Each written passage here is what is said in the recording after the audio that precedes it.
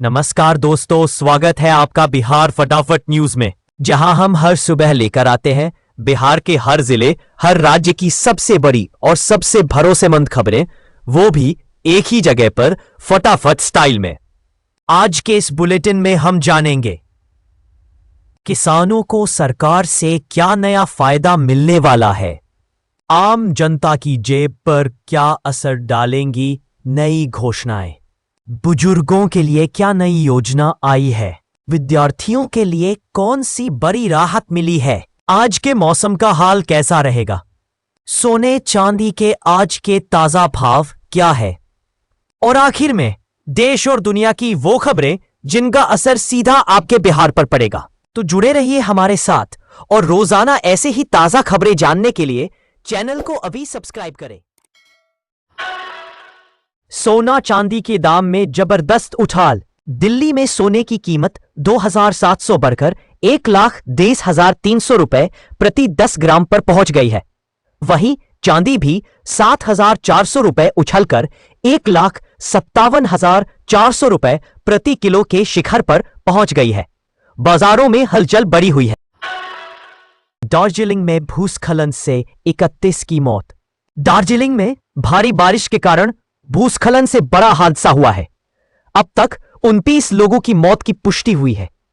प्रधानमंत्री नरेंद्र मोदी ने दुख जताते हुए हर संभव मदद का आश्वासन दिया है। राहत और बचाव कार्य जारी है। मुख्यमंत्री महिला रोजगार योजना की तीसरी किस्त जारी।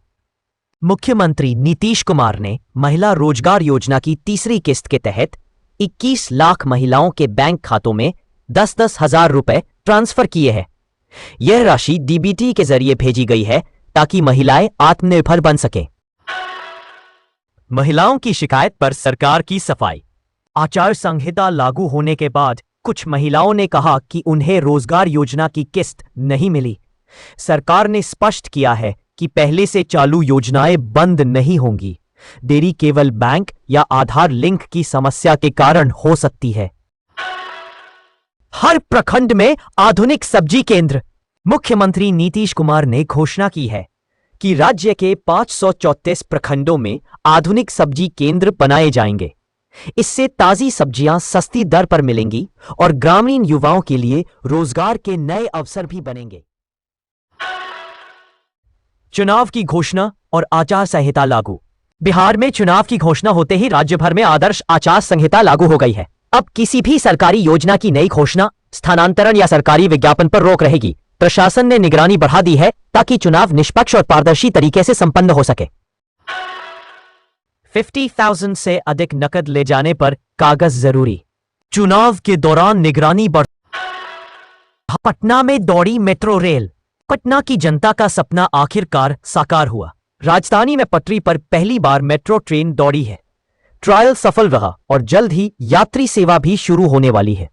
इस प्रोजेक्ट से ट्रैफिक जाम में बड़ी राहत मिलेगी। कृषि इनपुट अनुदान योजना 2025-26। बिहार सरकार ने खरीफ मौसम में आड़ या अतिवृष्टि से प्रभावित किसानों के लिए कृषि इनपुट अनुदान योजना की घोषणा की है।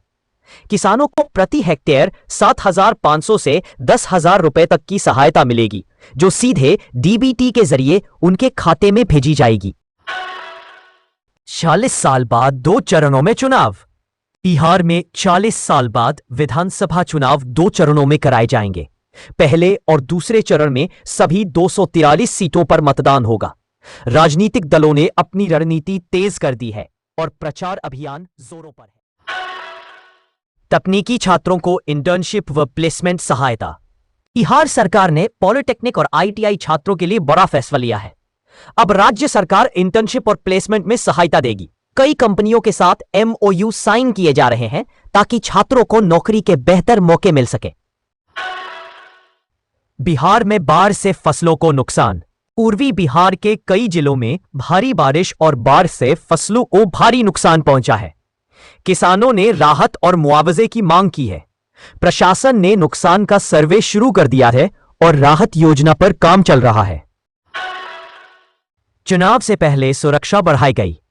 चुनाव से पहले बिहार में सुरक्षा व्यवस्था कड़ी कर दी गई है। पूरे राज्य में केंद्रीय अर्धसैनिक बल सीएपीएफ की तैनाती शुरू हो चुकी है। संवेदनशील क्षेत्रों में विशेष गश्त और फ्लैग मार्च भी किए जा रहे हैं। किसानों को 113 करोड़ की सहायता। बिहार सरकार ने 2,41,000 किसानों के खातों में 111 करोड़ की राशि ट्रांसफर की है।